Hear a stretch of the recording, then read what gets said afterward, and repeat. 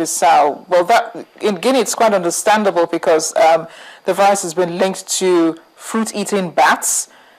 But yes, why are the figures also increasing in Sierra Leone and in Liberia? Well, don't forget that they are all close-door neighbors. And as I said, diseases don't respect geographical boundaries. So, if there's it's like what there's another that says they're making noise behind your house, and you care as if, oh, you are not concerned.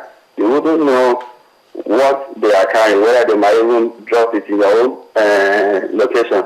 So, Sierra Leone, Liberia, Guinea, all of them are more or less closer neighbors to one another geographically.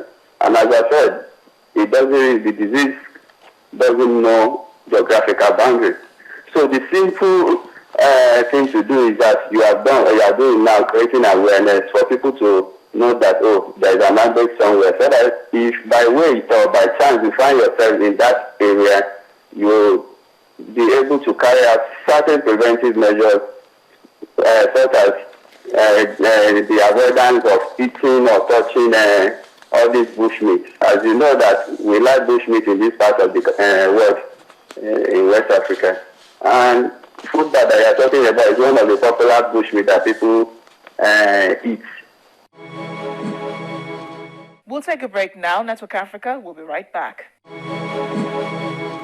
22 airports around the country, an industry that generates billions of naira, connecting millions for business and leisure, will put you through the paces and give you an insider's view on the aviation industry. Watch Aviation This Week only on Channels Television. Aviation This Week, keeping an eye on the aviation industry.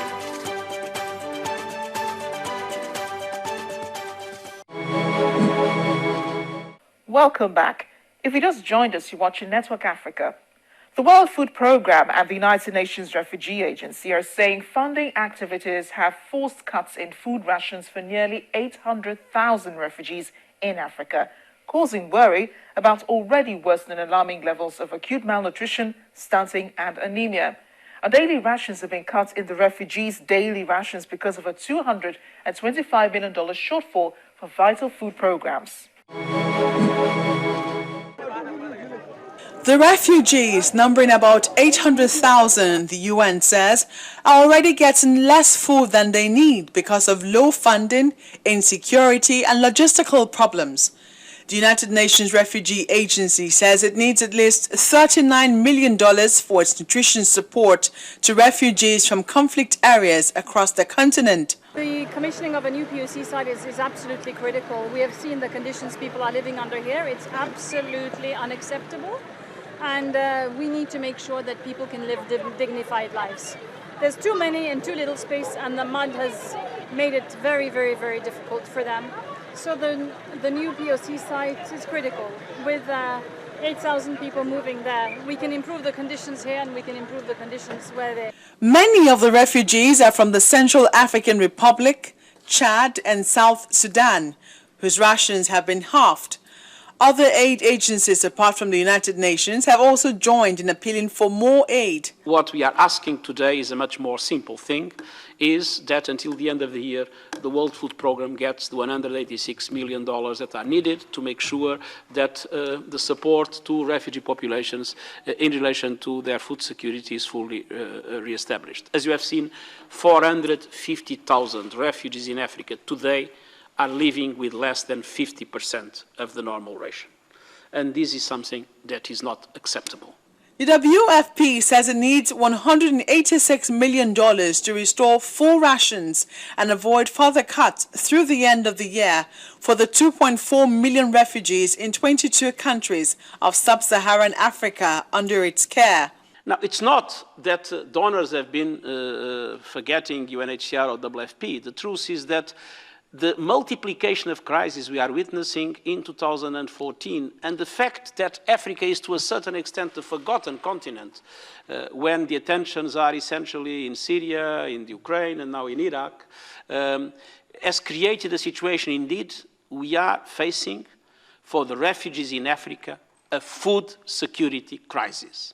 And this food security crisis needs to be addressed, and the way to address it is to provide to the World Food Programme the additional resources that the World Food Programme needs to re-establish a normal support to refugees in Africa in relation to their food requirements. If we do not receive additional resources, what that means in the DRC is that 30,000 people will not receive food assistance from WFP. We're often asked if it's challenging to provide food assistance, why not cash and vouchers? The reality of it is if you don't have the resources for food, you don't have the resources for cash and vouchers. However, desperate families are still fleeing unrest in South Sudan and are crossing into Ethiopia and Sudan. Those escaping conflicts in the Central African Republic are entering into Cameroon. Back home now, Nigerians have been at the mercy of Boko Haram's insurgency, especially in the northeast of the country. The federal government has been battling the insurgency and has been promising that all of this will soon end. Some have even compared what's going on with the same scenarios that played out before the Nigerian civil war broke out. And those who experienced the war have warned that the circumstances that exist could lead to another crisis. But others, like Nigeria's Nobel Laureate, Professor Wole Soyinka, think otherwise. He believes Nigeria is suffering greater carnage at the hands of Islamist group Boko Haram than it did during the civil war. Yet, this does not mean the country's breakup is imminent. And more than 1 million people died during the Biafran War, though mostly through starvation and illness rather than violence. Professor Soyinka turns 80 in 2 weeks and shared his thoughts on Boko Haram's 5-year struggle to carve out an Islamic state from its base in Nigeria's northeast. There were atrocities which were committed, but you never had such a regular, getting to be near predictable level of carnage. I think this is what is horrifying. There's no war zone, there's no battle line, it's everywhere. It's not just in the northeast, for instance. It's here, right here where we're sitting, it's right down in Lagos, even though it has not manifested itself as brute in any dimension as brutal as in the northeast. But it's here. Some of those who were responsible for this predicament are now victims. For the first time, I think a sense of belonging, ironically, is predominating. And it's unlikely, because the forces which would like to see this nation break up, and I'm not sentimental about nations, I'm just speaking very objectively, the forces which would like to see that disintegration, a breakaway, are the very forces which will not be satisfied with having their own enclave. They will want absolutely, they're expansive in nature, and they see examples in all over the world, and they are part of an international organization which wants to spread its own brand of, I can't even call it religion, I just say, because it's both politics and religion. It's a power play. And they would like to expand their own territory onto others. And so it's either we stick together now, or we break apart, and not in a very pleasant way. And just before we go, let's check in on other stories we'll be following in the next few weeks. President Robert Mugabe of Zimbabwe has urged the black farmers in the country to take over land belonging to remaining white farmers. At a rally in Mashonaland, Mr. Mugabe told the black farmers not to be kind to white farmers as they own the land. His comments has caused anxiety among white farmers who say it's regrettable that racial tensions were flaring up again. Thousands of them had been forced to abandon farming after the government launched a controversial land reform program years ago. Amnesty International has called attention to what it says is Egypt's catastrophic decline in human rights 1 year after Mohamed Morsi was forced to leave office as president. The group says at least 16,000 people have been detained in the last year alone as part of government's move to contain the Muslim Brotherhood. Amnesty says 1,247 death sentences have been handed down this year, with at least 247 of them upheld. They said the government was employing the same methods of torture and other ill treatments used during the darkest hours of the Mubarak era.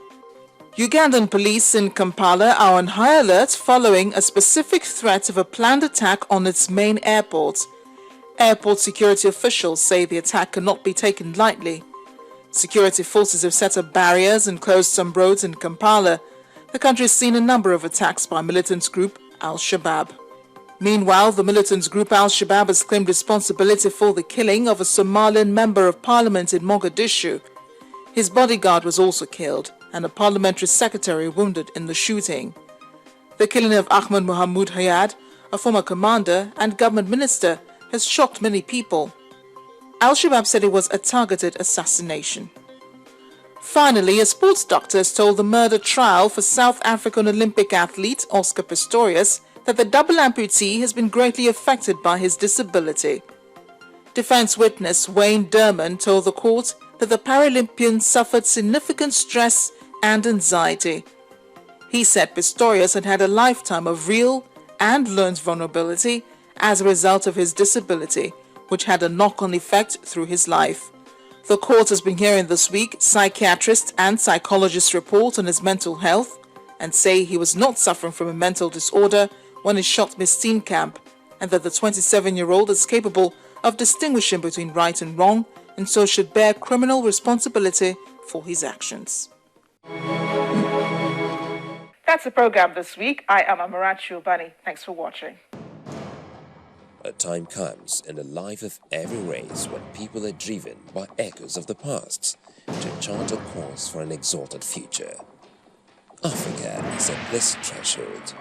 As major actors in the Africa arena plots a renaissance towards common destiny, let's pedal across the streams of yesterday, from the backstreets of Africa to the defining roles of policymakers, the political realities of the African nation, balance of power, and the strive to sustain national interest and identity.